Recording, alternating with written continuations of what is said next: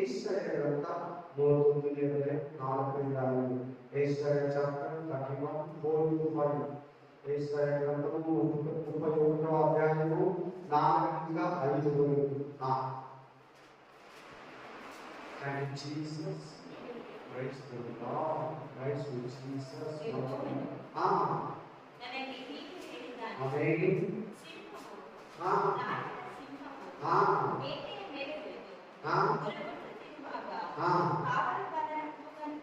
Amen.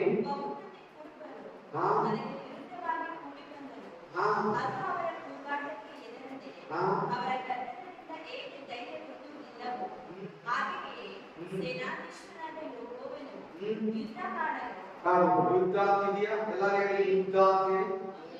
ಯುದ್ಧ ಸೇನಾಧೀಶ್ವರ ಅಂತ ಹೇಳಿ. ಆಮೇಲೆ ಕುರುಬರು ಅಂತ ಹೇಳಿ.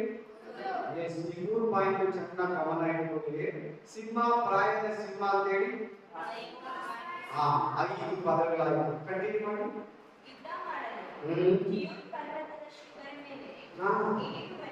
ಯಾರು? ಸೇನಾಧೀಶ್ವರನ ಕಾರಣ. ಹಲ್ಲೆಲೂಯಾ. ಸೆಕೆಂಡ್ ಕಮಿಂಗ್ಸ್ ಬಗ್ಗೆ ಮಾತಾಡ್ತಾ ಇದ್ದಾರೆ ವಾಕ್ಯ. ಯಾವ್ದ್ರ ಬಗ್ಗೆ? ಎರಡನೆಯ ಬರೋಣ. ಹಲ್ಲೆಲೂಯಾ. ಅದರಲ್ಲಿ ಇನ್ನೂ ಒಂದಿದೆ, ಯುದ್ಧ ಇದೆ ನೋಡಿ. ಏನ್ ಬರ್ತಾರೆ? ಶಿಖರದ ಮೇಲೆ, ಎಣ್ಣೆ ಮರಗಳ ಗುಡ್ಡದ ಮೇಲೆ ಯುದ್ಧವನ್ನ ಮಾಡೋದಕ್ಕೆ ಎರಡನೆಯ ಬರೋಣ ಸೂಚನೆ ಯುದ್ಧ. ಈ ವಾಕ್ಯ ಮುಖ್ಯವಾಗಿ 2 ಪ್ರಾಫೆಸಿ ನಮಗೆ ಹೇಳ್ತದೆ. ಒಂದನೇ ಪ್ರವಾದನೆ ಯುದ್ಧವನ್ನ ಕುರಿತು, ಎರಡನೇ ಪ್ರವಾದನೆ ಯೇಸು ಕ್ರಿಸ್ತನ ಬರೋಣವನ್ನ ಕುರಿತು. ಎರಡನೇ ಬರೋಣ, ಎಷ್ಟನೇ ಬರೋಣ? English second comings. ಇವೆರಡು ಕೂಡ ಈ ವಾಕ್ಯನ, ಈ ಪ್ರವಾದನೆ ವಾಕ್ಯ ಇನ್ನೂ ನೆರವೇರಿದೆ. ಇದು ಏನಾಗಿಲ್ಲ, ನೆರವೇರಬೇಕು. ಹೇಳಿ ಎಷ್ಟು ವರ್ಷ ಆಗಿರ್ಬೋದು ಅಂತೀರ ನೀವು? 2700 ವರ್ಷ ಆಗಿದೆ. ಹೇಳಿ ಎಷ್ಟು ವರ್ಷ ಆಗಿದೆ? 2700 ವರ್ಷ ಆಗಿದೆ. ಇನ್ನು ನೆರವೇರಬೇಕು. ಇನ್ನು ನೆರವೇರಬೇಕು.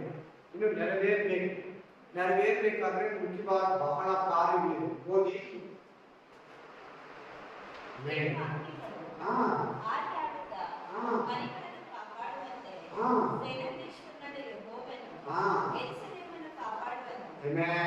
ಯುದ್ಧ ಮಾಡಿ ಏನ್ ಮಾಡ್ತಾರೆ? ಯೆರೂಸಲೇಮನ್ನ, ದೇವರನ್ನ ಕಾಪಾಡ್ತಾರೆ. ಈ ಪ್ರವಾದನೆ ವಾಕ್ಯ ಏನನ್ನ ಕುರಿತು ಹೇಳಿದೆ? ಎರಡನೇ ಬರೋಣವನ್ನು ಕುರಿತು. ಇಂಗ್ಲಿಷ್ ಅಲ್ಲಿ ಸೆಕೆಂಡ್ ಕಮಿಂಗ್ಸ್. ಎರಡನೇ ವಿಷಯ ಅರ್ಮೆಗದೋನ್ ಯುದ್ಧ. ಏನಿಲ್ಲ? ಅರ್ಮೆಗದೋನ್ ಯುದ್ಧ. Price the lord. ಶಿಖರದ ಮೇಲೆ ಬಂದು ಇಳಿದಿದೆ, ಎಣ್ಣೆ ಮರಗಳ ಗುಡ್ಡದ ಮೇಲೆ.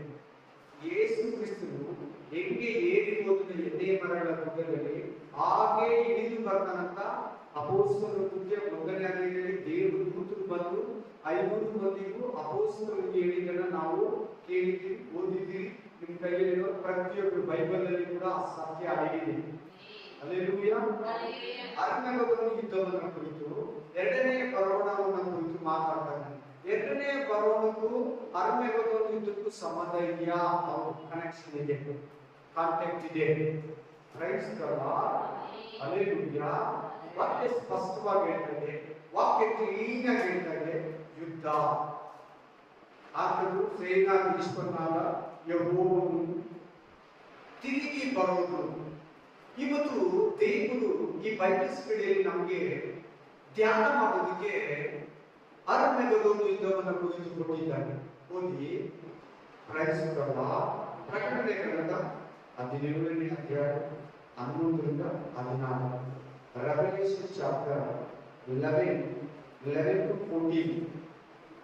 ಪ್ರಕಟಣೆ ಗ್ರಂಥ 17ನೇ ಅಧ್ಯಾಯ 11ರಿಂದ 14. ಬೆಲೆಪಡಿತರ ವಿಶೇಷ 17ನೇ ಅಧಿಕಾರ 17 ಮೊದಲು 14. ಮೊದಲಿದ್ದು ಈಗ ಇಲ್ಲವೇ ಇರುತ್ತ ಆ ಮೃಗವು ತಾನೇ ಎಂಟನೆಯ ಅರಸು. ಎಷ್ಟನೆಯ ಅರಸು? ನೀವು ಯಾರಂದ್ರೆ ಹಲ್ಲೆಲೂಯಾ ಕ್ರಿಸ್ತು. ಯಾರು? ಎಂಟನೆಯ ಅರಸು ಯಾರು? ಏಳನೇ ಅರಸು ಯಾರಂದ್ರೆ, ಎಂಟನೆಯ ಅರಸು ಯಾರಂದ್ರೆ ಕ್ರಿಸ್ತು ವಿರೋಧಿ, ಸೈತಾನ ಮಗ, ಹಲ್ಲೆಲೂಯಾ. ಅಥವಾ ಮೃಗ, ಏನೇನು ಮೃಗ. ಓದಿ ಕಂಟಿನ್ಯೂ ಮಾಡಿ. ಎಂಟನೆಯ ಅರಸು ಅವನು ಆ 7 ಮಂದಿ ಅರಸುಗಳಿಗೆ ಸೇರಿದವನು, ನಾಶಕ್ಕೆ ಹೋಗುವನು. ಆಮೆನ್. ನೀನು ಕಂಡ ಆ 10 ಕೊಂಬುಗಳು, ಅಂದರೆ ರಾಜ್ಯವನ್ನು ಇನ್ನೂ ಹೊಂದದಿರುವ 10 ಮಂದಿ ಅರಸುಗಳು. 10 ಕೊಂಬುಗಳಂದ್ರೆ ಏನು? 10 ಮಂದಿ ಅರಸರು, 10 ರಾಜ್ಯಗಳು, ಇನ್ನು ಅಧಿಕಾರವನ್ನ ಹೊಂದದೇ ಇರೋದು. 8ನೆಯ ಅರಸನಂದ್ರೆ ಕ್ರಿಸ್ತು ವಿರೋಧಿ. ಹಲ್ಲೆಲೂಯಾ. 10 ಕೊಂಬುಗಳಂದ್ರೆ ಅರ್ಥ ಆಯ್ತಾ? 10 ಅರಸುಗಳಂದ್ರೆ ಅರ್ಥ ಆಯ್ತಾ? ಆಮೆನ್. ಇನ್ನು ಹೊಂದದಿರುವ 10 ಮಂದಿ ಅರಸುಗಳು, ಅವರು ಒಂದು ಗಳಿಗೆಯವರೆಗೂ ರಾಜ್ಯದಂತೆ ಆಳುವ ಅಧಿಕಾರವನ್ನು ಮೃಗದೊಂದಿಗೆ ಹೊಂದುತ್ತಾರೆ. ಮೃಗದೊಂದಿಗೆ ಅಂದ್ರೆ ಮೃಗ ಅಂದ್ರೆ ಯಾರಂತ ಹೇಳ್ಕೊಂಡು ಇವಾಗ ಪರಿಶುದ್ಧಾತ್ಮ ದೇವರು ನಮಗೆ ಕ್ರಿಸ್ತು ವಿರೋಧಿ, ಸೈತಾನ ಮಗ ಅಥವಾ ಮೃಗ. ಅವರು ಒಂದೇ ಅಭಿಪ್ರಾಯವುಳ್ಳವರಾಗಿದ್ದು 10 ಮಂದಿ ಅರಸರು ಒಂದೇ ಅಭಿಪ್ರಾಯವುಳ್ಳವರಾಗಿ ಕ್ರಿಸ್ತು ವಿರೋಧಿಯೊಂದಿಗೆ ಸೇರಿ ಅವರ ಜೊತೆಗೆ ಜಾಯಿನ್ ಆಗಿ ತಮ್ಮ ಶಕ್ತಿಯನ್ನು ಅಧಿಕಾರವನ್ನು ಮೃಗಕ್ಕೆ ಕೊಡುತ್ತಾರೆ. ಅವರು ಯಜ್ಞದ ಗುರಿಯಾದಾತನ ಮೇಲೆ ಯುದ್ಧ ಮಾಡುವರು. ಆಮೆನ್. ಆದರೆ ಆತನು ಯಾರ ಮೇಲೆ ಯುದ್ಧ? ಯಜ್ಞದ ಗುರಿಯಾದ ಯಾರ್ಯಾರು? 10 ಮಂದಿ ಅರಸುಗಳು ಪ್ಲಸ್ ಮೃಗ. ಈ 11 ಮಂದಿ ಕೂಡ ಯಾರ ಮೇಲೆ ಯುದ್ಧವನ್ನು ಮಾಡ್ತಾರೆ? ಯೇಸು ಕ್ರಿಸ್ತನ ಮೇಲೆ. ಅಲ್ಲಿ ಸೇನಾಧೀಶ್ವರನಾದ ಯೆಹೋವನು, ಇಲ್ಲಿ ಕರ್ತನಾದ ಯೇಸು ಕ್ರಿಸ್ತನು. ಆ ಪ್ರವಾದನೆ ವಾಕ್ಯವನ್ನ ಕುರಿತು ವಿವರಣೆ ಪ್ರಕಟಣೆ ಗ್ರಂಥ 17ನೇ ಅಧ್ಯಾಯದಲ್ಲಿದೆ. ಆಮೆನ್. ಯುದ್ಧವನ್ನ ಮಾಡುವರು. ಅಲ್ಲಿ ಸೇನಾಧೀಶ್ವರನಾದ ಯೆಹೋವನು ಯುದ್ಧ ಮಾಡುವಂತಿದೆ. ಇಲ್ಲಿ 10 ಮಂದಿ ಅರಸರು, ಕ್ರಿಸ್ತು ವಿರೋಧಿ ಮೃಗ ಯುದ್ಧ ಮಾಡುವಂತಿದೆ. ಆಮೆನ್. ಆತನು ಕರ್ತರ ಕರ್ತನು, ರಾಜಾದಿ ರಾಜನು ಆಗಿರುವುದರಿಂದ ಅವರನ್ನ ಕ್ಷಯಿಸಿ ಬಿಡುವನು. ಅವರನ್ನ 10 ಮಂದಿ ಅರಸರನ್ನ, ಕ್ರಿಸ್ತು ವಿರೋಧಿಯನ್ನ ಜಯಿಸುವನು. ಏನ್ ಯುದ್ಧ? ಯುದ್ಧ ಹೆಸರೇನು? ಎಲ್ಲಿ ನಡೀತೈತೆ ಆ ಯುದ್ಧ? ಆ ಯುದ್ಧಕ್ಕೆ ಹೆಸರೇನು? ಯಾವ ಜಾಗದಲ್ಲಿ ನಡೀತೈತೆ? ಯಾಕೆ ಈ ಯುದ್ಧ ಅವಶ್ಯಕ? ಯುದ್ಧ ಅತಿ ಮುಖ್ಯನಾ? ಯುದ್ಧವನ್ನು ಕುರಿತು ಪ್ರಕಟಣೆ ಗ್ರಂಥ ಇನ್ನು ಏನಾದರೂ ಹೇಳ್ತೈತಾ? ಸತ್ಯ ವೇದ ಏನಾದರೂ ಹೇಳ್ತೈತಾ? ದೇವರ ವಾಕ್ಯ ಏನಾದರೂ ಪ್ರಕಟಿಸ್ತೈತಾ? ನಾವು ಇನ್ನು ಹೆಚ್ಚಾಗಿ ವಿವರಣೆ ಆಲ್ರೆಡಿ ನಾವು ಓದ್ಬಿಟ್ರಿ. ಏಷ್ಯಾ ಗ್ರಂಥ 31ನೇ ಅಧ್ಯಾಯದಲ್ಲಿ. ಆಮೆನ್. ಸೇನಾಧೀಶ್ವರನು ಯುದ್ಧವನ್ನ ಮಾಡ್ತಾನೆ. ಹಲ್ಲೆಲೂಯಾ. ಯಾರ ಮೇಲೆ ಅಂತ ಈ ವಾಕ್ಯ ವಿವರಣೆ ಸಿಕ್ತು? 10 ಮಂದಿ ಅರಸುಗಳ ಮೇಲೆ, ಕ್ರಿಸ್ತು ವಿರೋಧಿ ಮೇಲೆ, ಅವರೊಂದಿಗೆ ಕೂಡಿ ಒಂದಾಗಿರೋ 10 ರಾಜ್ಯಗಳ ಮೇಲೆ. ಆಮೆನ್. ಯುದ್ಧವನ್ನ ಮಾಡ್ತಾನೆ ಯೇಸು ಕ್ರಿಸ್ತನು. ಯೇಸು ಕ್ರಿಸ್ತನ ಮೇಲೆ ಅವರು ಕೂಡ ಯುದ್ಧಕ್ಕೆ ಬರ್ತಾರೆ. ಯಾಕೆ ಇವರು ಯುದ್ಧಕ್ಕೆ ಬರೋದು? ಯಾಕೆ ಇವರು ಯೇಸು ಕ್ರಿಸ್ತನನ್ನ ವಿರೋಧಿಸುವುದು? ಯಾಕೆ ಇವ್ರಿಗೆ ಯೇಸು ಕ್ರಿಸ್ತನಂದ್ರೆ ಆಗಲ್ಲ? ಯಾರಿರ್ತಾರೆ ಯೇಸು ಕ್ರಿಸ್ತನ ಜೊತೆ? ಯುದ್ಧದ ವಿವರಣೆ ಏನು? ಯುದ್ಧದಲ್ಲಿ ಯಾರ್ಯಾರು ಪಾಲ್ಗೊಳ್ಳುತ್ತಾರೆ? ಇನ್ನು ಡೀಟೇಲ್ ಆಗಿದೆ. ಕಂಟಿನ್ಯೂ ಮಾಡಿ 14ನೇ ವಚನ ಹೋಗಿ.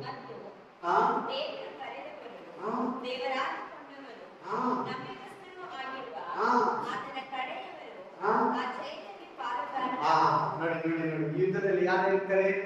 ದೇವಜನರು, ದೇವದೂತರು, ಪರಿಶುದ್ಧರು, ಯೇಸು ಕ್ರಿಸ್ತನ ಹಿಂದೆ ನಿಂತಿರ್ತಾರೆ. ಎಲ್ಲಿ ನಿಂತಿರ್ತಾರೆ ಆಮೇಲೆ ಹೇಳ್ತೀನಿ. ಯುದ್ಧದಲ್ಲಿ ಯಾರ್ಯಾರಿರ್ತಾರೆ? ಯೇಸು ಕ್ರಿಸ್ತನು, ಯೇಸು ಕ್ರಿಸ್ತನ ಅನುಯಾಯಿಗಳು, ಶಿಷ್ಯರು, ಪರಿಶುದ್ಧರು, ಕೋಟ್ಯಾನುಕೋಟಿ ದೇವದೂತರು ಯುದ್ಧದಲ್ಲಿ ಈ ಜಯದಲ್ಲಿ ಪಾಲನ ಹೊಂದುತ್ತಾರೆ. ಆಮೇಲೆ ಯಾಕೆ ಆ ಮೃಗದ ಮೇಲೆ, ಯುದ್ಧದ ಮೇಲೆ, ಆ ಮೃಗದ ಮೇಲೆ ಜಯ ಹೊಂದಬೇಕಾ? ಎಸ್. ಅವನು 7 ವರ್ಷಗಳ ಕಾಲ ಭೂಮಿಯನ್ನ, ಜನರನ್ನ ಕೆಡಿಸಿ ತನ್ನ ಮುದ್ರೆಯನ್ನ ಹಾಕಿ 666 ಮುದ್ರೆಯನ್ನ ಹಾಕಿ ಜನರು ದೇವರ ಬಳಿಗೆ ಹೋಗದಂತೆ ಅವನು ಯಾವ ದೇವರುಗಳ ಯೇಸು ಕ್ರಿಸ್ತನನ್ನ, ಪರಲೋಕದ ದೇವರನ್ನ ಆರಾಧಿಸದಂತೆ ಎಲ್ಲವನ್ನ ನಿಲ್ಲಿಸಿಬಿಡ್ತಾನೆ. ಬೈಬಲ್ ಓದೋದು ಕೂಡ ಬಿಡಲ್ಲ, ಪ್ರಯರ್ ಮಾಡೋದಕ್ಕೂ ಬಿಡಲ್ಲ, ಚರ್ಚ್ಗೆ ಹೋಗೋದಕ್ಕೂ ಬಿಡಲ್ಲ, ಸೇವೆ ಮಾಡೋದಕ್ಕೂ ಬಿಡಲ್ಲ 7 ವರ್ಷಗಳ ಕಾಲದಲ್ಲಿ. ಆಮೇಲೆ ಎರಡು ವಾಕ್ಯಗಳು ನಿಮಗೆ ಏನನ್ನ ಬೋಧಿಸಿದ್ರು? ಕ್ರಿಸ್ತು ವಿರೋಧಿಗೂ ಯೇಸು ಕ್ರಿಸ್ತನಿಗೂ ಯುದ್ಧ ಇದೆ. ದೇವ ಜನರಿಗೂ ಸೈತಾನನ ಜನರಿಗೂ ಯುದ್ಧ ಇದೆ. ಧರ್ಮಕ್ಕೂ ಅಧರ್ಮಕ್ಕೂ ಯುದ್ಧ ಇದೆ. ಕತ್ತಲೆಗೂ ಬೆಳಕಿಗೂ ಯುದ್ಧ ಇದೆ. ನ್ಯಾಯಕ್ಕೂ ಅನ್ಯಾಯಕ್ಕೂ ಯುದ್ಧ ಇದೆ. ನೀತಿಗೂ ಅನೀತಿಗೂ ಯುದ್ಧ ಇದೆ. ಧರ್ಮಕ್ಕೂ ಅಧರ್ಮಕ್ಕೂ ಸತ್ಯಕ್ಕೂ ಸುಳ್ಳಿಗೂ ಆಮೇಲೆ ಯುದ್ಧ ಇದೆ. ದೇವರ ಮಕ್ಕಳಿಗೂ ಸೈತಾನ ಮಕ್ಕಳಿಗೂ ಯುದ್ಧ ಇದೆ. ಈ ಯುದ್ಧ ಯಾರಿಗೆ ನಡೆಯೋದು ಅಂತ ನೀವು ಆಲ್ರೆಡಿ ವಾಕ್ಯದಲ್ಲಿ ಡೀಟೇಲ್ ಆಗಿ ತಗೊಂಡ್ರಿ. Praise God, hallelujah. ಸರಿ, ಈ ಯುದ್ಧಕ್ಕೆ ಹೆಂಗೆ ಕೂಡಿಸ್ತಾರೆ, ಹೆಂಗೆ ಜನರನ್ನ ಕೂಡಿಸ್ತಾರೆ, ಯುದ್ಧ ಯಾವಾಗ ನಡೆಯೋದು ಅದನ್ನು ಸ್ವಲ್ಪ ಡೀಟೇಲ್ ಆಗಿ ನೋಡೋಣ. ಆಮೇಲೆ ಮೊದಲನೇದಾಗಿ ಈಗ ಸಭೆಗಳೆಲ್ಲ ಇದೆ, ದೇವ ಜನರು ಇಲ್ಲೇ ಇದ್ದಾರೆ, ಸಭೆ ಇಲ್ಲೇ ಇದೆ. ಫಸ್ಟು ರಹಸ್ಯ ಬರವಣ ನಡೆದಿದೆ. ಏನು? ಸೀಕ್ರೆಟ್ಸ್ ಕಮಿಂಗ್, ರಾಪ್ಚರ್, ಎತ್ತಲ್ಪಡೋದು, ರಾಕಡ. ಫಸ್ಟ್ ಏನ್ ನಡೀತಿದೆ? ರಹಸ್ಯ ಬರವಣ. ಏನ್ ನಡೀತಿದೆ? ರಹಸ್ಯ ಬರವಣ. ಅದು ಯಾರಿಗೆ ಗೊತ್ತಾಗ್ಬೇಕಂದ್ರೆ ದೇವರ ರಹಸ್ಯ ಬರವಣದಲ್ಲಿ ಸಭೆ ಎತ್ತಲ್ಪಟ್ಟಿದ್ದಂತ ವಿಶ್ವಾಸ ಇತ್ತು, ಪಾಪವನ್ನು ತ್ಯಜಿಸಿ ಕ್ರಿಸ್ತನನ್ನು ಎದುರು ನೋಡ್ತಾ ಎಣ್ಣೆಯಿಂದ ನಿಂತ್ಕೊಂತ ಬುದ್ಧಿಯಿಂದ ಜೀವಿಸ್ತಾ ಪ್ರಾರ್ಥನೆ ವಿಜ್ಞಾಪನೆಗಳನ್ನ ಮಾಡ್ತಾ ಇರೋರು ರಹಸ್ಯ ಬರೋಣದಲ್ಲಿ ಯೇಸು ಕ್ರಿಸ್ತನೊಂದಿಗೆ ಅದಾದ್ಮೇಲೆ ಸಭೆ ಎತ್ತಲ್ಪಡ್ತದೆ. ಸಭೆ ಎತ್ತಲ್ಪಟ್ಟ ಮೇಲೆ ಈ ಭೂಮಿಯಲ್ಲಿ 7 ವರ್ಷ ಉಪದ್ರವ ಕಾಲ ಬರ್ತದೆ. ಈ ಭೂಮಿಯನ್ನ ದೇವರು ಯೇಸು ಕ್ರಿಸ್ತನು ಸೈತಾನನ ಮಗನಿಗೆ ಈ ಭೂಮಿಯನ್ನ ಕಂಟ್ರೋಲ್ಗೆ ಕೊಡ್ತಾನೆ. ಆ 7 ವರ್ಷವನ್ನ ಬೈಬಲು 3.5 ವರ್ಷವಾಗಿ ವಿಭಜಿಸುತ್ತದೆ. 3.5 ವರ್ಷ ಉಪದ್ರವ ಕಾಲ, ಇನ್ನು 3.5 ವರ್ಷ ಮಹಾ ಉಪದ್ರವ ಕಾಲ ಅಂತ. ಮೊದಲನೇದಾಗಿ ರಹಸ್ಯ ಬರವಣ ನಡೆಯುತ್ತದೆ, ಅದರಲ್ಲಿ ಸಭೆ ಎತ್ತಲ್ಪಡ್ತದೆ. ಮೂರನೇ ಪಾಯಿಂಟ್ 7 ವರ್ಷ ಉಪದ್ರವ ಕಾಲ ಇರ್ತದೆ. ಅದನ್ನ 2 ಭಾಗವಾಗಿ ಮಾಡ್ತಾನೆ. 3.5 ವರ್ಷ ಉಪದ್ರವ ಕಾಲ, ಇನ್ನು 3.5 ವರ್ಷ ಮಹಾ ಉಪದ್ರವ ಕಾಲ. 4ನೇ ಪಾಯಿಂಟ್, 4ನೇ ಕಾಲ ಏನ್ ಜరుగుತ್ತಿದೆ ಅಂದ್ರೆ ಎರಡನೆಯ ಬರೋಣ. ಎಷ್ಟನೇ ಬರೋಣ? ಸೆಕೆಂಡ್ ಕಮಿಂಗ್ಸ್ ನಡೀತಿದೆ. ಈ ಸೆಕೆಂಡ್ ಕಮಿಂಗ್ಸ್ ಆ ಗುಡ್ಡದ ಮೇಲೆ, ಪರ್ವತದ ಮೇಲೆ, ಎಣ್ಣೆ ಮರಗಳ ಮೇಲೆ ಯೇಸು ಕ್ರಿಸ್ತನು ಇಳಿಯುತ್ತಾನೆ. ಇಳಿದಾಗ ಏನ್ ಜరుగుತ್ತಿದೆ ಅಂದ್ರೆ 7 ವರ್ಷ ಉಪದ್ರವ ಕಾಲ ಆಗೋಗಿರ್ತದೆ. ಆಗ ಕ್ರಿಸ್ತು ವಿರೋಧಿ ಆ 10 ಮಂದಿ ಅರಸುಗಳು ಎಲ್ಲಾ ದೇವ ವಿರೋಧಿಗಳನ್ನ ದೇವರಿಗೆ, ದೇವರ ರಾಜ್ಯಕ್ಕೆ, ದೇವರ ಮಕ್ಕಳಿಗೆ ವಿರೋಧವಾಗಿ ಅರ್ಮೆಗದೋನ್ ಅನ್ನೋ ಸ್ಥಳಕ್ಕೆ ಕೂಡಿಸ್ತಾನೆ. ಎಲ್ಲಿ ಹೇಳ್ಬೇಕು? ಬಾಯಿತನ ಯಾವ ಸ್ಥಳಕ್ಕೆ ಕೂಡಿಸ್ತಾನೆ? ಅರ್ಮೆಗದೋನ್ ಎಂಬ ಮೈದಾನದಲ್ಲಿ, ಯಾವ ಯುದ್ಧ ಭೂಮಿ ಹತ್ರ ಕೂಡಿಸ್ತಾನೆ. ಆ ಮೈದಾನ ಎಲ್ಲಿದೆ? ಆ ಸ್ಥಳ ಎಲ್ಲಿದೆ? ಇಸ್ರಾಯೇಲ್ ದೇಶದಲ್ಲಿ. ಅದು ಇವಾಗ ಹೆಂಗಿದೆ ಅಂದ್ರೆ ಖಾಲಿಯಾಗಿದೆ, ಬಯಲಿದೆ. ಕೋಟಿಗಟ್ಟಲೆ ಜನರು ಯುದ್ಧ ಮಾಡ್ತಾರೆ. ಎಷ್ಟು? ಕೋಟಿಗಟ್ಟಲೆ ಜನರು. Hallelujah, praise the Lord. ಎರಡನೇ ಬರೋಣ, ಸೆಕೆಂಡ್ ಕಮಿಂಗ್ಸ್ ಆಗುತ್ತೆ. ಅದಾದ್ಮೇಲೆ ಅರ್ಮೆಗದೋನ್ ಯುದ್ಧ ನಡೀತಿದೆ. ಇವತ್ತು ಮೆಸೇಜ್ ಅರ್ಮೆಗದೋನ್ ಯುದ್ಧ. ಅರ್ಮೆಗದೋನ್ ಯುದ್ಧದಲ್ಲಿ ಸೈತಾನನ ಮಗ ಕ್ರಿಸ್ತು ವಿರೋಧಿ ಸುಳ್ಳು ಪ್ರವಾದಿ ಸೋತೋಗ್ತಾನೆ. ಅವಿಬ್ಬರು ಜೀವಂತವಾಗಿರುವುದು ನರಕದಲ್ಲಿ ಹಾಕ್ತಾರೆ. ಯಾರನ್ನ? ಕ್ರಿಸ್ತು ವಿರೋಧಿಯನ್ನ, ಸುಳ್ಳು ಪ್ರವಾದಿಯನ್ನ, ಇವರಿಬ್ಬರನ್ನ ಜೀವಂತವಾಗಿರುವುದು ಯುದ್ಧದಲ್ಲಿ ಸೋತೋರ ಅರ್ಮೆಗದೋನ್ ಯುದ್ಧದಲ್ಲಿ ನರಕದಲ್ಲಿ ಹಾಕ್ತಾರೆ. ಇವರೇ ಫಸ್ಟ್ ನರಕ ಹೋಗೋದು. ಯಾರು? ಸುಳ್ಳು ಪ್ರವಾದಿ, ಕ್ರಿಸ್ತು ವಿರೋಧಿ. ಹಲ್ಲೆಲೂಯಾ. ಅರ್ಮೆಗದೋನ್ ಯುದ್ಧ ಆದ್ಮೇಲೆ ಏನ್ ನಡೀತಿದೆ? ಸೈತಾನನನ್ನ ಬಂಧಿಸ್ತಾನೆ. ಸೈತಾನನ ದೇವದೂತರು ಬಂದು ದೇವದೂತರು ಏನ್ ಮಾಡ್ತಾನೆ? ಸೈತಾನನನ್ನ 1000 ವರ್ಷ ಕಾಲ ಬಂಧಿಸ್ತಾನೆ. 1000 ವರ್ಷ ಕಾಲ ಬಂಧಿಸಿದ್ರು.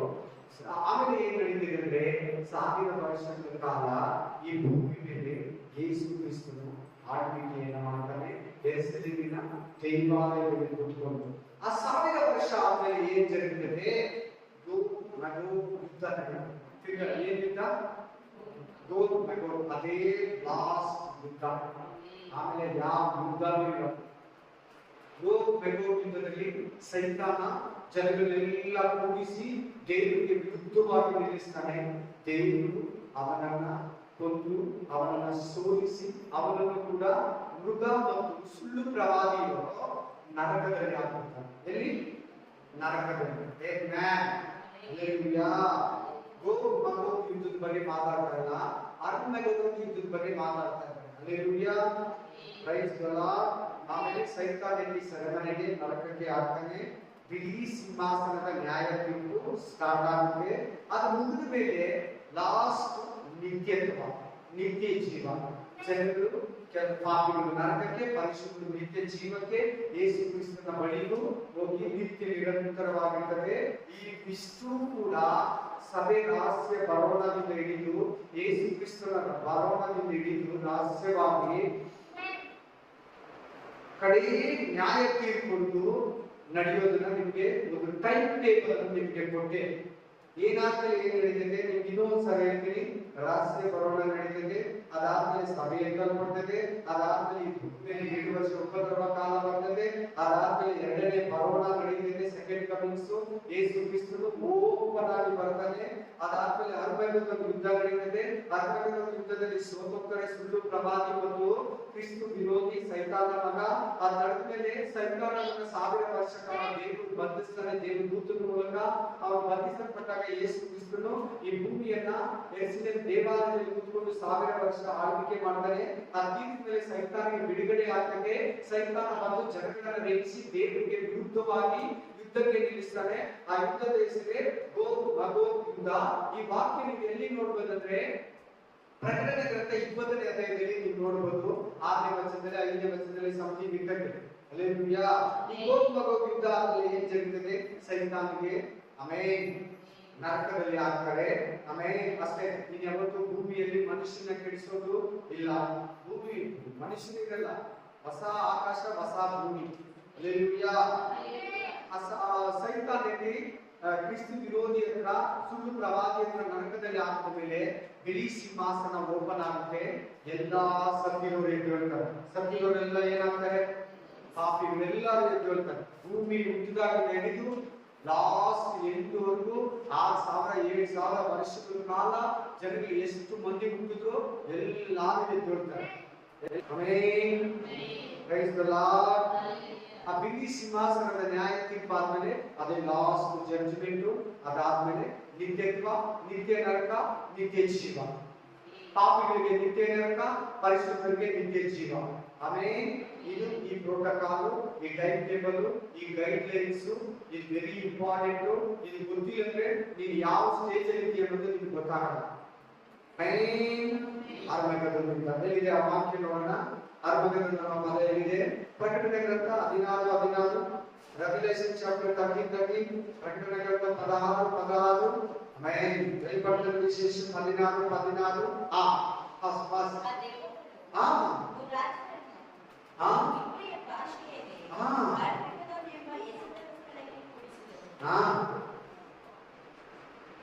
ಯಾವ ಸ್ಥಳಕ್ಕೆ? ಯಾವ ದೆವ್ವಗಳು? ಯಾವ ದೆವ್ವಗಳು? ಎಲ್ಲಿಂದ ಬಂತ ದೆವ್ವಗಳು? ಘಟಸರ್ಪ, ಮೃಗ, ಸುಳ್ಳು ಪ್ರವಾದಿ, ಬಾಯಿಂದ ಹೊರಟ ದುರಾತ್ಮಗಳು, ದೆವ್ವಗಳು ಜನಗಳನ್ನ ಕೂಡಿಸಿ, ಯಾರನ್ನ ಅಲ್ಲಿ ಎಲ್ಲಿ ನೋಡಿ ಪದ ಬಳಸ್ಕೊಳ್ಳಿ ನೋಡಿ. ಇನ್ನೊಂದ್ಸರಿ ಓದಮ್ಮ. ಭೂರಾಜರಂದ್ರೆ ಆಲ್ರೆಡಿ 10 ಅರಸುಗಳು ಬಂತು. ಭೂರಾಜರನ್ನ ಎಲ್ಲಿ ಕೂಡಿಸ್ಬೇಕಂತೆ? ಈ ಸ್ಥಳ ಎಲ್ಲಿದೆ? ಇಸ್ರಾಯೇಲ್ ದೇಶದಲ್ಲಿದೆ. ಆಮೆನ್. ಹಲ್ಲೆಲೂಯಾ. ಆ ಯುದ್ಧದಲ್ಲಿ ಏನಾಗ್ತಾರೆ ಗೊತ್ತಾ? ಈ ಅರಸುಗಳೆಲ್ಲ ದೇವರಿಗೆ, ಇಸ್ರಾಯೇಲ್ ದೇಶಕ್ಕೆ, ದೇವ್ರ ಮಕ್ಕಳಿಗೆ ವಿರುದ್ಧವಾಗಿ ಯುದ್ಧಕ್ಕೆ ಹೋಗಿ ನಿಲ್ತಾರೆ. ಏನಾಗ್ತಾರೆ ಗೊತ್ತಾ? ಇವರೆಲ್ಲ ಏನಾಗ್ಬೋದು? ಸತ್ತು ಎಣೆಗಳ ತರ ಬಿದ್ದಿರ್ತಾರೆ. ಅವ್ರು ತಿನ್ನೋದಕ್ಕೆ ಪಕ್ಷಿಗಳು ರೆಡಿಯಾಗಿದೆ ಅಂತಾರೆ. ಒಂದೊಂದು ಪಕ್ಷಿ 6 kg ಮಾಂಸ ತಿಂತಿರ್ತದೆ. ಮೇನ್ ಅದು ಕೂಡ ವಾಕ್ಯ. ಪಕ್ಷಿಗಳು ಆ ಅರ್ಮಗೆದೋನ್ ಎಂಬ ಸ್ಥಳ ಖಾಲಿಯಾಗಿದೆ. ಅದು ದೇವರು ವಾಕ್ಯದ ಪ್ರಕಾರ ಯುದ್ಧಕ್ಕಾಗಿ ಇಟ್ಟಿರೋ ಜಾಗ. ಕೋಟಿಗಟ್ಟಲೆ ಜನ ಅಲ್ಲಿ ಯುದ್ಧ ಮಾಡೋದು. ದೊಡ್ಡ ಬೈಬಲ್ ವಿಶಾಲವಾಗಿದೆ. ಪಕ್ಷಿಗಳು ಅಲ್ಲಿ ಮರಿಗಳನ್ನ ಹಾಕ್ತಾ ಇದೆ ಇವಾಗಿಂದನೇ. ಯುದ್ಧದಲ್ಲಿ ಸತ್ತು ಬಿದ್ದಿರ್ತಾರಲ್ಲ ರಾಜರು, ಸೈನ್ಯಗಳು, ಆ ಜನಗಳನ್ನ ತಿನ್ನೋದಿಕ್ಕೆ ವಾಕ್ಯ ಸಿಗ್ತಿದೀವಿ. ವಾಕ್ಯ ಕೊಡ್ತೀನಿ ನಿಮ್ಗೆ. ನಾನು ಹೇಳೋದೆಲ್ಲ ವಾಕ್ಯ, ಯಾವ್ದು ಎಕ್ಸ್ಟ್ರಾ ಹೇಳ್ಬೇಡ. ಆಮೇಲೆ ಹೇಳೋದು ಬೇಕಾದ್ರೆ ಕಡಿಮೆ ಹೇಳ್ತೀವಿ, ಎಕ್ಸ್ಟ್ರಾ ಮಾತ್ರ ಹೇಳೋದು. Hallelujah, hallelujah. ಒಂದು ಪಕ್ಷಿ ಎಷ್ಟು ಕೆಜಿ ತಿಂದಿದೆ? ಪ್ರಾಣಿಗಳನ್ನೆಲ್ಲ, ಮನುಷ್ಯರು ಯುದ್ಧದಲ್ಲಿ ಸೋತೋದ್ರು ಆ ರಾಜನ ಮಾಂಸನ. ಒಂದೊಂದು ಪಕ್ಷಿ 6 ರಿಂದ 10 ಕೆಜಿ ತಿಂತಿದೆ. ಇವಾಗಲೇ ಅಲ್ಲಿ ಮರಿಗಳು ಮಾಡ್ತಾ ಇದೆ. ಆ ಖಾಲಿಗೆ ಇಸ್ರಾಯೇಲ್ ದೇಶಕ್ಕೆ ಹೋದ್ರು, ಟೂರ್ ಹೋದ್ರು, ಅದನ್ನ ನೋಡ್ತಾರೆ. ಯೂಟ್ಯೂಬ್ ಅಲ್ಲೆಲ್ಲ ಅದಿದೆ. ಅರ್ಮಗೆದು ಅಂತ ಹೊಡೆದ್ರೆ ಬರ್ತಾರೆ. ಪ್ರೈಸ್ ಸೊ ಅರ್ಮಗೆದು ಯುದ್ಧ ಅಂತ ಬಂದಲ್ಲಿ ಎಲ್ಲ ವಾಕ್ಯಗಳು ಸೇರಿಸಿ ಓದಿದ್ರೇನೆ ಯೆಶಾಯ ಗ್ರಂಥದಲ್ಲಿ 31ನೇ ಅಧ್ಯಾಯದಲ್ಲಿ ಹೇಳಿರೋ ಪ್ರವಾದನೆ ವಾಕ್ಯದಿಂದ ಅರ್ಥ ಆಗುತ್ತೆ. ಆಲ್ರೆಡಿ 3 ವಾಕ್ಯ ಕೊಟ್ಟಿದೆ. ಎಷ್ಟು ವಾಕ್ಯ? 3 ವಾಕ್ಯ. ಇನ್ನೂ ಒಂದು ವಾಕ್ಯ ಕೊಟ್ಟಿದ್ದು ಓದಿ. ಪ್ರಕಟಣೆ ಗ್ರಂಥ 19ನೇ ಅಧ್ಯಾಯ 17ರಿಂದ 21. Revolution chapter 19 17 to 21. ಆಮೇಲೆ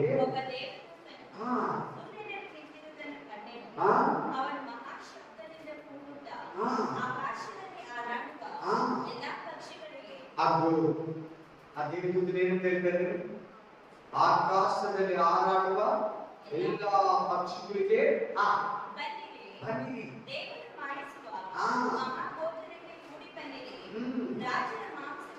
ಯಾರ್ಯಾರಿದ್ದಾರೆ ಯುದ್ಧದಲ್ಲಿ? ದೇವರು ವಿರೋಧಿಗಳು, ಅವರೆಲ್ಲ ಯಾರು? ರಾಜರ ಮಾಂಸವನ್ನು. ಆಮೇಲೆ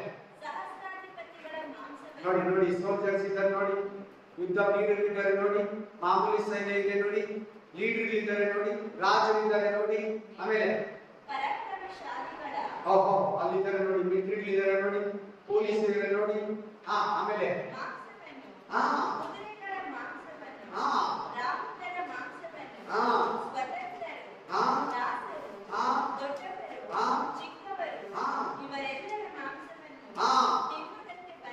ಯಾರಿಗೆ ಬಂದಿದ್ದಾರೆ ಯುದ್ಧಕ್ಕೆ ಗೊತ್ತಾಯ್ತಾ? ಹಿರಿಯರು, ದೊಡ್ಡವರು, ಸ್ವತಂತ್ರರು, ದಾಸರು, ಪರಾಕ್ರಮಶಾಲಿಗಳು, ಶತಾಧಿಪತಿಗಳು, ಸೈನ್ಯ, ಮಿಲಿಟರಿ, ಪೊಲೀಸ್, ರಾಜರು, ಅರಸರು, ಇವರೆಲ್ಲ ಎಲ್ಲಿಗೆ ಬಂದಿರೋದು? ಯಾರಿಗೆ ವಿರುದ್ಧವಾಗಿ ಬಂದಿರೋದು? ಯೇಸು ಕ್ರಿಸ್ತನಿಗೆ, ಪರಲೋಕಕ್ಕೆ, ದೇವ ಜನರಿಗೆ, ಧರ್ಮಕ್ಕೆ, ಬೆಳಕಿಗೆ, ಪರಿಶುದ್ಧತೆಗೆ, ನೀತಿಗೆ ವಿರೋಧವಾಗಿ ಯುದ್ಧಕ್ಕೆ ಬಂದು ಅರ್ಮಗೆದೋನ್ ಅನ್ನೋ ಸ್ಥಳದಲ್ಲಿ ಆ ದೆವ್ವಗಳು ಕರ್ಕೊಂಡ್ಬಂದಿದೆ. ಹತ್ತು ರಾಜರನ್ನ, ಕ್ರಿಸ್ತು ವಿರೋಧಿಯನ್ನ, ದೆವ್ವಗಳು, ಅನ್ಯ ಜನಗಳು, ದೇವ ವಿರೋಧಿಗಳು ಬಂದಲ್ಲಿ ಯುದ್ಧಕ್ಕೆ ನಿಂತಿದ್ದಾರೆ. ಇವ್ರ ಮಾಂಸವನ್ನ ಯಾರು ತಿಂತಾರೆ ಅಂತ ಬೈಬಲ್ ಹೇಳ್ತಾ ಇದೆ? ಪಕ್ಷಿಗಳು. ಆ ಪಕ್ಷಿಗಳು ಎಲ್ಲಿದೆ ಅಂತ ಹೇಳ್ತಾ ಇದೆ ವಾಕ್ಯ? ಅರ್ಮಗೆದೋನ್ ಭೂಮಿಯಲ್ಲಿ. ಒಂದು ಪಕ್ಷಿ ಎಷ್ಟೆಷ್ಟು ಮಾಂಸ ತಿಂತದೆ ಅಂತ ಹೇಳ್ಕೊಟ್ಟೆ ನಿಮಗೆ? 6 ರಿಂದ 10 ಕೆಜಿ ತಿಂತದೆ. ಆಮೇಲೆ ಇದೆಲ್ಲ ರಿಯಲ್ ಆಗಿ ಕಣ್ಮುಂದೆ ನಡೆಯೋದು. ಇದೆಲ್ಲ ನೀನು ನಡೆಯುವಾಗ ಎಲ್ಲಿರ್ತೀಯ ಗೊತ್ತಾ? ಆ ಯುದ್ಧದಲ್ಲಿ ಇರ್ಬೇಕು. ದೇವರ ಪಕ್ಷ ನಿಂತೀಯ, ಸೈತಾನ ವಿರೋಧಿ ಪಕ್ಷ ನಿಂತೀಯ. ಕ್ರಿಸ್ತು ವಿರೋಧಿ ನಿಂತಿದ್ರೆ ಹೋಯ್ತು. ಈ ಯುದ್ಧದಲ್ಲಿ, ಈ ರಹಸ್ಯದಲ್ಲಿ ಇದು ವೆರಿ ಸೀಕ್ರೆಟ್. ನೀನು ಯೇಸು ಕ್ರಿಸ್ತನಿಂದ ನಿಂತಿರ್ತೀಯೋ, ಸೈತಾನ ಮಗನಿಂದ ನಿಂತಿರ್ತೀಯೋ, ದೇವರ ಮಗನಿಂದ ನಿಂತಿರ್ತೀಯೋ, ಕ್ರಿಸ್ತು ವಿರೋಧಿಯಿಂದ ನಿಂತಿರ್ತೀಯ ಅನ್ನೋದೇ ಮುಖ್ಯ. ಈಗಲೇ ಹೇಳಿರ್ತೀನಿ, ಯಾವ ಪಕ್ಷದಲ್ಲಿ ನಿಂತಿರ್ತೀಯ? ಆಮೇಲೆ ಹಲ್ಲೆಲೂಯಾ. 666 ಮುದ್ರೆ ಆಗಿರೋರೆಲ್ಲ ನಿಂತಿರ್ತಾರೆ ಅವನ ಹಿಂದೆ. ದೇವ್ರ ಮುದ್ರೆ ಇರೋರೆಲ್ಲ ಯೇಸು ಕ್ರಿಸ್ತನಿಂದ ನಿಂತಿರ್ತಾರೆ. ಎರಡು ಪಾಳ್ಯ, ಆ ಕಡೆ ಕ್ರಿಸ್ತು ವಿರೋಧಿ ಆತ್ಮಗಳು, ಕ್ರಿಸ್ತು ವಿರೋಧಿ ಜನಗಳು, ಅನ್ಯ ಜನಗಳು, ಈ ಕಡೆ ಯೇಸು ಕ್ರಿಸ್ತನು, ದೇವ ಜನರು, ದೇವದೂತರು, ಪರಿಶುದ್ಧರು ನಿಂತಿರ್ತಾರೆ. ಆಮೇಲೆ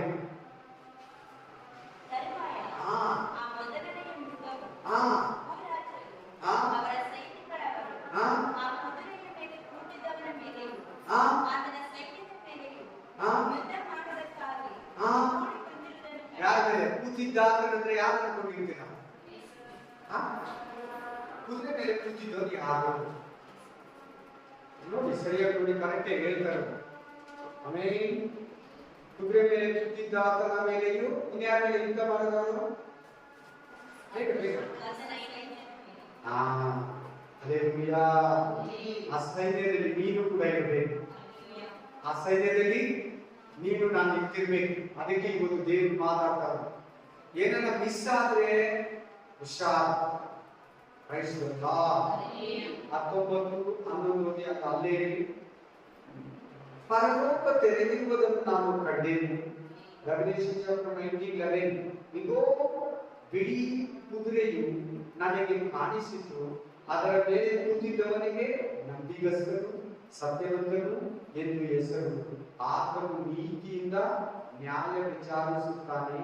ನೀತಿಯಿಂದ ಯುದ್ಧ ಯಾರು ಸರಿಯಾಗಿ ಕೇಳ್ತಾ ಇಲ್ಲ, ನೋಟೇ ಮಾಡ್ತಾ ಇಲ್ಲ.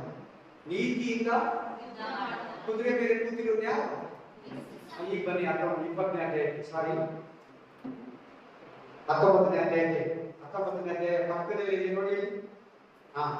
ಕಂಟಿನ್ಯೂ ಮಾಡಮ್ಮ. 19ನೇ ಅಧ್ಯಾಯ. ಈ ಕುದುರೆ ಮೇಲೆ ಕೂತಿರುವ ಅಂದ್ರೆ ಯಾರು? ಅಲ್ಲೇ ಇದೆಲ್ಲ ಪಕ್ಕದಲ್ಲಿ 11ನೇ ವಚನದಲ್ಲಿ. ಕರೆಕ್ಟಾ? ಯೇಸು ಕ್ರಿಸ್ತನ ನಂಬಿಕಸ್ತನ ನೀತಿವಂತನ ಅದರ ಹೆಸರು ವಾಕ್ಯ ಅಂತಿದೆ ಕೆಳಗಡೆ. ಅದರ ಹೆಸರೇನು? ದೇವರ ವಾಕ್ಯ. ಕ್ರೈಸ್ತಲ್ಲ. ಯಾರ ಮೇಲೆ ಯುದ್ಧಕ್ಕೆ ಬಂದಿದ್ದಾರೆ? ಸಹಸ್ರಾಧಿಪತಿಗಳು. ಯಾರ ಮೇಲೆ ಯುದ್ಧಕ್ಕೆ ಬಂದಿದ್ದಾರೆ? ರಾಜರುಗಳು. ಯಾರ ಮೇಲೆ ಯುದ್ಧಕ್ಕೆ ಬಂದಿದ್ದಾರೆ? ಸ್ವತಂತ್ರರು, ದೊಡ್ಡವರು, ಚಿಕ್ಕವರು. ಯೇಸು ಕ್ರಿಸ್ತನ ಮೇಲೆ, ಆತನ ಸೈನ್ಯದ ಮೇಲೆ. ಎಲ್ಲಿ ಬಂದಿದ್ದಾರೆ? ಅರ್ಮೆಗದೋನ್ ಎಂಬ ಸ್ಥಳಕ್ಕೆ. ಎಲ್ಲಿದೆ ಆ ಸ್ಥಳ?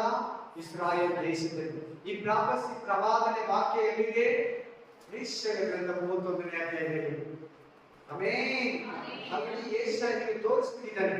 ಆಲ್ರೆಡಿ ಪ್ರಕಟಣೆ ಗ್ರಂಥದಲ್ಲಿ ಯೋಹಾನನಿಗೆ ತೋರಿಸಿದ್ದಾನೆ. ಆಲ್ರೆಡಿ ಥೆಸಲೋನಿಕ ಗ್ರಂಥದಲ್ಲಿ ಪೌಲನಿಗೆ ಈ ದರ್ಶನವನ್ನು ತೋರಿಸಿದ್ದಾನೆ. ಈ ಮೂವರು ಕೂಡ ಅರ್ಮೆಗದೋನ್ ಯುದ್ಧವನ್ನು ನೋಡಿದ್ದಾರೆ. ದಾನಿಯೇಲ ನೋಡಿದ್ದಾರೆ. 4 ಜನ ಕೂಡ ಅರ್ಮೆಗದೋನ್ ಯುದ್ಧವನ್ನ ನೋಡಿದ್ದಾರೆ. ಏನಾಯ್ತು ನೋಡಿ ಯುದ್ಧ?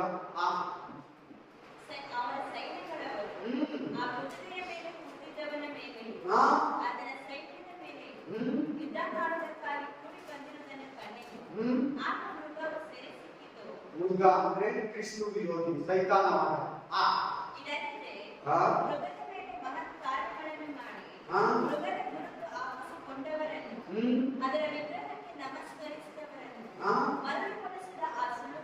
ಸುಳ್ಳು ಪ್ರವಾದಿ. ಇದು ಯಾವಂದ್ರೆ ಸೈತಾನನ ತ್ರಿತತ್ವ. ಘಟಸರ್ಪ, ಮೃಗ, ಸುಳ್ಳು ಪ್ರವಾದಿ. ಯಾರ್ಯಾರು? 1 ಘಟಸರ್ಪ, 2 ಮೃಗ, 3 ಸುಳ್ಳು ಪ್ರವಾದಿ. ಈ 30 ಏನಂದ್ರೆ ಸೈತಾನನಿಗೆ ತ್ರಿತ್ವ. ನಮ್ಮ ದೇವರಿಗೆ ತ್ರಿಯೇಕ ತ್ರಿತ್ವ ಏನು? ತಂದೆ, ಮಗ, ಪವಿತ್ರ ಆತ್ಮ. ಇದರಲ್ಲಿ ಇಬ್ಬರ ಬಗ್ಗೆ ಮಾತಾಡ್ತಾ ಇದೆ ವಾಕ್ಯ. ಯಾರು? ಸುಳ್ಳು ಪ್ರವಾದಿ, ಕ್ರಿಸ್ತು ವಿರೋಧಿಯಾಗಿರೋ ಮೃಗ ಅಂದ್ರೆ ಸೈತಾನನ ಮಗ. ಸೈತಾನನ ಮಗ ಯಾರ ಮಗನ ಮೇಲೆ ಯುದ್ಧಕ್ಕೆ ಬಂದಿದ್ದಾರೆ? ದೇವರ ಮಗನ ಮೇಲೆ. ಸೈತಾನನ ಸೇನೆ, ಕ್ರಿಸ್ತು ವಿರೋಧಿ ಸೇನೆ ಯಾವ ಸೈನ್ಯ ಮೇಲೆ ಯುದ್ಧಕ್ಕೆ ಬಂದಿದ್ದಾರೆ? ಸೇನಾಧೀಶ್ವರನಾದ ಯೆಹೋವನ ಸೈನ್ಯವಾಗಿರೋ ನಮ್ಮ ಮೇಲೆ, ದೇವರ ದೂತರ ಮೇಲೆ ಯುದ್ಧಕ್ಕೆ ಬಂದಿದ್ದಾರೆ. ಹಲ್ಲೆಲೂಯಾ. ಆಮೇಲೆ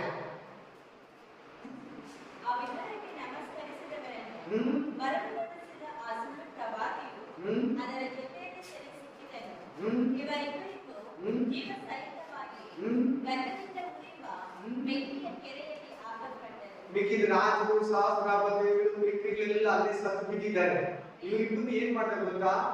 ಫುಲ್ ಜೀವಂತ ಸಮೇತ ಇಬ್ಬರು ಡೆಡ್ ಬಾಡಿ ಸಮೇತ ಬದುಕಿರೋ ಬಾಡಿ ನೆನ್ಕೊಂಡಾಗ ಎಲ್ಲ ಗೊತ್ತಾ? ನರಕ. ಎಲ್ಲ ಅವರೇ ತಾನೇ ಮೋಸ ಮಾಡಿ ಜನಗಳನ್ನ 3-7 ವರ್ಷ. ಆಮೇಲೆ ಜನಗಳನ್ನ ಮರಳು ಮಾಡ್ತಾರಲ್ವಾ, ಅವ್ರಿಬ್ಬರು ಎದ್ಕೊಂಡು ಹೋಗಿ ನರಕದಲ್ಲ. ಆಮೇಲೆ ಮಿಕ್ಕಿದವರೆಲ್ಲ ಏನ್ ಮಾಡ್ತಾ ಇದ್ದಾರೆ? ಪಕ್ಷಿಗಳು. ಮಿಕ್ಕಿದವರೆಲ್ಲ ಏನ್ ಮಾಡ್ತಾ ಇದ್ದಾರೆ? ಪಕ್ಷಿಗಳು. ಕೋಟಿಗಟ್ಟಲೆ ಆತ್ಮಗಳಿದ್ದಾರೆ ಜನಗಳಲ್ಲಿ. ತಿಂತಾ ಇದ್ದಾರೆ ಪಕ್ಷಿಗಳು.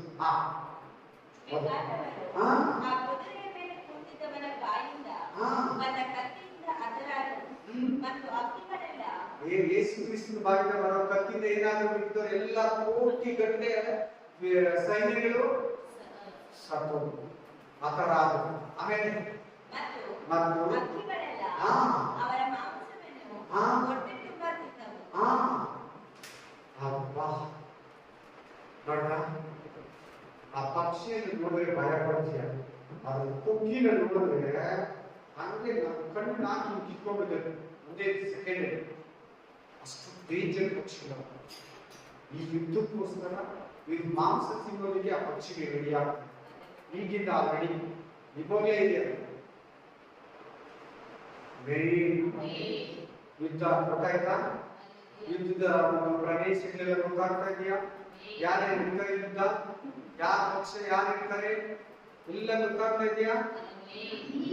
ಆ ಜಯ ದೇವ ಜನರ ಪಾಲು. Praise the Lord, praise the Lord. ಅವಾಗ ನನಗೆ 7 ವರ್ಷ ಉಪದ್ರವ ಕಾಲ ಆಗಬೇಕು, ಅರ್ಮೆಗದೊಂದು ಯುದ್ಧ ಆಗಬೇಕು. ಇವಾಗ ಸೈತಾನನ ಕಟ್ಟಿ 1000 ವರ್ಷ ಸೆರೆಮನೆ ಇರ್ತಾರೆ. ಆಮೇಲೆ ಈ ಭೂಮಿಯನ್ನ ಯೇಸು ಕ್ರಿಸ್ತನು ಇಡೀ ಭೂಮಿ ಮೇಲೆ ಜನಗಳಿರ್ತಾರೆ 1000 ವರ್ಷ ಆಳ್ವಿಕೆ ಮಾಡ್ತಾರೆ. ಎಷ್ಟು ವರ್ಷ? 1000 ವರ್ಷ. ಇನ್ನೂ ಒಂದು ವಾಕ್ಯ ಯುದ್ಧಕ್ಕೆ ಸಂಬಂಧಪಟ್ಟಿದ್ದು 2 ಥೆಸಲೋನಿಕ 2:8, 2 ಥೆಸಲೋನಿಕ 2:8. ಅವನು ತೆಗೆದುಬಿಡಲ್ಪಟ್ಟ ಕೂಡಲೇ ಆ ಅಧರ್ಮ ಸ್ವರೂಪನು ಕಾಣಬರುವನು. ಅವನನ್ನು ಯೇಸು ಸೈತಾನಿಗೆ ಹೆಸರು ಏನು ಕೊಡ್ತಾ ಇದ್ದೀವಿ? ಅಧರ್ಮ ಸ್ವರೂಪ. ತೆಲುಗಲ್ಲಿ ಏನಿದೆ ಗೊತ್ತಾ? KTN ಮಗನ ಅಂತ. ಆಮೇಲೆ KTN ಮಗನ. ಹಲ್ಲೆಲೂಯಾ. ಅಧರ್ಮ ಸ್ವರೂಪ ತೆಗೆದು ಬಿಟ್ಟ ಮೇಲೆ ಕಾಣಬರುವನು, ಅವನನ್ನ ಯೇಸು ಕ್ರಿಸ್ತನು ಆಮೇಲೆ ಅವನನ್ನು ಯೇಸು ಕರ್ತನು ತನ್ನ ಬಾಯ ಮುಸುರಿನಿಂದ ಕೊಲ್ಲುವನು, ತನ್ನ ಪ್ರತ್ಯಕ್ಷತೆಯ ಪ್ರಕಾಶದಿಂದ ಸಂಹರಿಸುವನು. ಯುದ್ಧ ಇದೆಯಲ್ಲಿ ಯುದ್ಧ ಇದೆಯಾ? ಪೌಲನಿಗೆ ಈ ಯುದ್ಧವನ್ನು ತೋರಿಸಿದನೇ ಇಲ್ವಾ? ದಾನಿಯೇಲನಿಗೆ ತೋರಿಸಿದ್ದಾನೆ. 7ನೇ ಅಧ್ಯಾಯದಲ್ಲಿ ದಾನಿಯೇಲ. ಯೋಹಾನನಿಗೆ ಪ್ರಕಟಣೆ ಗ್ರಂಥದಲ್ಲಿ 19ನೇ ಅಧ್ಯಾಯ 17ನೇ ಅಧ್ಯಾಯ 14ನೇ ಅಧ್ಯಾಯದಲ್ಲಿ ತೋರಿಸಿದ್ದಾನೆ. ಹಲ್ಲೆಲೂಯಾ. ಯೆಶಾಯನಿಗೆ 31ನೇ ಅಧ್ಯಾಯದಲ್ಲಿ ಅರ್ಮೆಗದೋನ್ ಯುದ್ಧದ ಬಗ್ಗೆ ಪ್ರಕಟಪಡಿಸಿದ್ದಾನೆ. ಆಮೇಲೆ ಈ ಪ್ರವಾದನೆ ವಾಕ್ಯ ನೆರವೇರಿದೆ, ನೆರವೇರಿತು, ನೆರವೇರಿಲ್ಲ, ನೆರವೇರಬೇಕು, ನೆರವೇರಿದೈತೆ. ಸೊ ಈ ಯುದ್ಧವೆಲ್ಲ ನಾವು ಕೇಳಬಾರ್ದು. ಯುದ್ಧದಲ್ಲಿ ನಾವು ಯೇಸು ಕ್ರಿಸ್ತನ ಜೊತೆ ನಿಂತಿರ್ಬೇಕು. ರಿಯಲ್ ಆಗಿ ನಿಂತಿರ್ತಾನೆ ಯೇಸು ಕ್ರಿಸ್ತನು. ಹೇಗೆ 500 ಜನ ಏರಿ ಹೋಗೋದು ನೋಡಿದ್ರು ಸೇಮ್ ಟು ಸೇಮ್ ಹಂಗೆ ಬರ್ತಾನೆ. ಅದ್ರ ಬಾಯಿಂದ ಏನು ಹೊರಡುತ್ತದೆ? ಕತ್ತಿ. ಆ ಕತ್ತಿ ಒಂದೊಂದು ಸೈನ್ಯವನ್ನ, ಶತ್ರುವನ್ನ, ವಿರೋಧಿಯನ್ನ, ರಾಜರನ್ನ, ಸಹಸ್ರಾಧಿಪತಿಗಳನ್ನ, ದಾಸರನ್ನ, ಸ್ವತಂತ್ರರನ್ನ, ವಿರೋಧಿಗಳನ್ನ ಸಂಹರಿಸಿಬಿಡ್ತಾರೆ. ಯುದ್ಧದ ಹೆಸರೇನು? ಅರ್ಮೆಗದೋನ್. ಆ ಪದ ಎಲ್ಲಿದೆ? ಪ್ರಕಟಣೆ ಗ್ರಂಥ 14ನೇ ಅಧ್ಯಾಯ 14ನೇ ವಚನ. ಮತ್ತೆ ಅರ್ಮೆಗದೋನ್ ಅನ್ನೋ ಪದ ತಿರ್ಗ ಎಲ್ಲಿದೆ ಅಂದ್ರೆ ನ್ಯಾಯಸ್ಥಾನಗಳು 4ನೇ ಅಧ್ಯಾಯ 5ನೇ ಅಧ್ಯಾಯದಲ್ಲಿ ಅರ್ಮೆಗದೋನ್ ಅಂತ ಇರ್ತದೆ. ಆಮೆನ್. Praise the Lord. ಈ ಯುದ್ಧ ಬೇಗ ಬೇಡ ಹೇಳಿ ಇಷ್ಟೊತ್ತು ಕೇಳಿದೆ. ಅವಶ್ಯಕನ ಈ ಯುದ್ಧ ಬೇಸಿಕ ವೆರಿ ಇಂಪಾರ್ಟೆಂಟ್ ಅವಶ್ಯಕ. ಯಾಕೆ? ಇದಾದ್ರೇನೆ ಕ್ರಿಸ್ತು ವಿರೋಧಿ, ಮರಳು ಮಾಡಿದ ಸುಳ್ಳು ಪ್ರವಾದಿ, ಸುಳ್ಳು ಅದ್ಭುತಗಳನ್ನು ಮಾಡಿದ ಸುಳ್ಳು ಪ್ರವಾದಿ ಸೆರೆಮನೆಗೆ ಹೋಗ್ತಾರೆ. ಆಮೇಲೆ ಸೈತಾನ ಬಂಧಿಸ್ತಾರೆ, ಸೆರೆಮನೆಯಲ್ಲಿ ಇಡ್ತಾರೆ, 1000 ವರ್ಷ ಆಳ್ವಿಕೆ ಮಾಡ್ತಾರೆ. ಅರ್ಮೆಗದೋನ್ ಯುದ್ಧನೇ ಇದಕ್ಕೆಲ್ಲ ಬಂತು. ಅರ್ಮೆಗದೋನ್ ಯುದ್ಧ ನಡೆದಿಲ್ಲ ಅಂದ್ರೆ ಸೈತಾನ ಬಳಸಲ್ಲ, ಕ್ರಿಸ್ತು ವಿರೋಧಿನ ಬಳಸಕ್ಕಾಗಲ್ಲ, ಕ್ರಿಸ್ತು ವಿರೋಧಿಯನ್ನ, ಸುಳ್ಳು ಪ್ರವಾದಿಯನ್ನು ನರಕದಲ್ಲಿ ಹಾಕಲ್ಲ, ಅಧರ್ಮ ಇಲ್ಲಿ ನಿಂತ್ಕೊಂಡೇ ಇರ್ತದೆ, 1000 ವರ್ಷ ಆಳ್ವಿಕೆ ಆಗಲ್ಲ, ಬಿಳಿ ಸಿಂಹಾಸನ, ನ್ಯಾಯ ತೀರ್ಪು ಜರಗಲ್ಲ, ನಿತ್ಯ ಜೀವ ಸಿಗಲ್ಲ. ಅರ್ಮೆಗದೋನ್ ಯುದ್ಧ 2ನೇ ಪರ್ವತದಲ್ಲಿ ನಡೀತಿದೆ. ಆಮೇಲೆ ಅರ್ಮೆಗದೋನ್ ಯುದ್ಧಕ್ಕಿಂತ ಮುಂಚೆ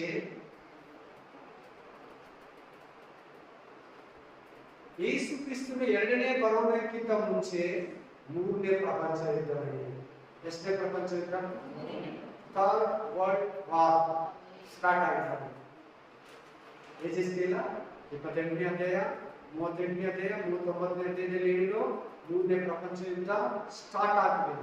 ಸ್ಟಾರ್ಟ್ ಆಗಿ 1 ವರ್ಷ ಆಗಿದೆ ಯುದ್ಧ. ಎಲ್ಲ ಜನ ಹೇಳ್ತಾರೆ ಥರ್ಡ್ ವರ್ಲ್ಡ್ ವಾರ್ ಸ್ಟಾರ್ಟ್ ಆಗ್ತಿದೆ. ಜನಾಂಗ ಮೇನ್ ಲೀಡರ್ಸ್ ಇನ್ನ ಥರ್ಡ್ ವರ್ಲ್ಡ್ ವಾರ್ ಆಗ್ತದೆ, ಮೂರನೇ ಪ್ರಪಂಚ ಯುದ್ಧ ಆಗ್ತದೆ ಅಂತ ಹೇಳ್ಕೊಂಡಿರ್ಬೇಡಿ, ಸ್ಟಾರ್ಟ್ ಆಗ್ಬಿಟ್ಟಿದೆ.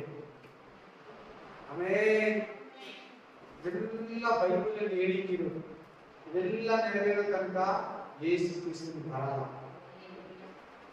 ಆಮೇಲೆ ಯುದ್ಧ ವೆರಿ ಇಂಪಾರ್ಟೆಂಟ್.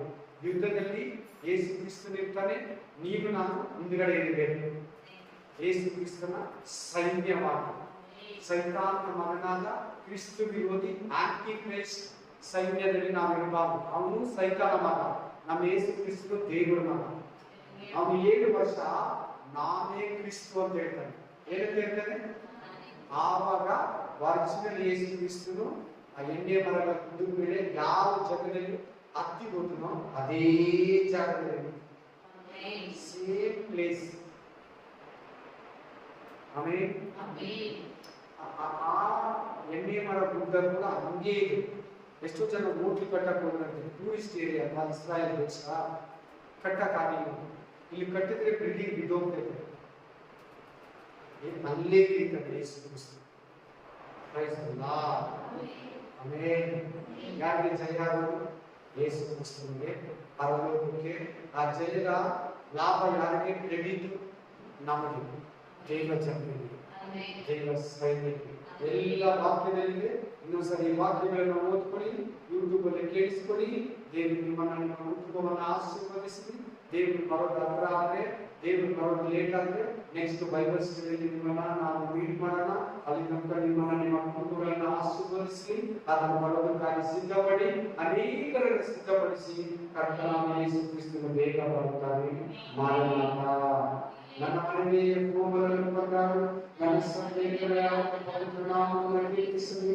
ನನ್ನ ಮನೆಗೆ ಹೋಗಲು ಬಂದರು, ಆ ನಾಮದ ಉಪಕಾರಗಳು